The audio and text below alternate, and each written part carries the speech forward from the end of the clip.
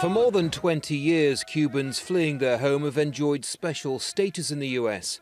1 foot on dry land was essentially a passport to a new life and eventual citizenship. But 2 years ago, a normalisation in relations between the US and Cuba began, in an historic turn of events that ended decades of animosity. Now, after months of negotiations, the so-called wet foot, dry foot policy has ended. And in Little Havana, reactions are mixed. But I think anything that's going to level the playing field where we're all the same, Cubans, Jamaicans, Haitians, anybody from all around the world, around the Caribbean, anybody that wants to come to this country has to kind of go about it the right way. There's a lot of them that come for economy. And like I say, a year and a day after, they go back. The number of Cubans trying to get to the US last year doubled, with many believing that the policy was about to change.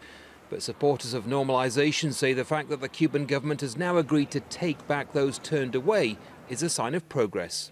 The reaction to the end of the wet foot, dry foot policy here in Little Havana has been fairly muted, but it's left this community with two important questions. One being, what will President-elect Trump do? And most analysts tell me they think he will keep the policy in place.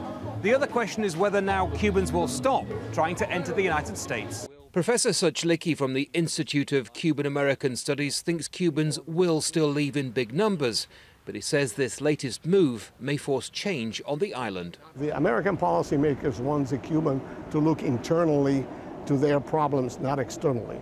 And most people now are thinking of getting out of Cuba, visiting Florida, moving permanently to Florida. So this will force them to look inward and to put pressure on the regime.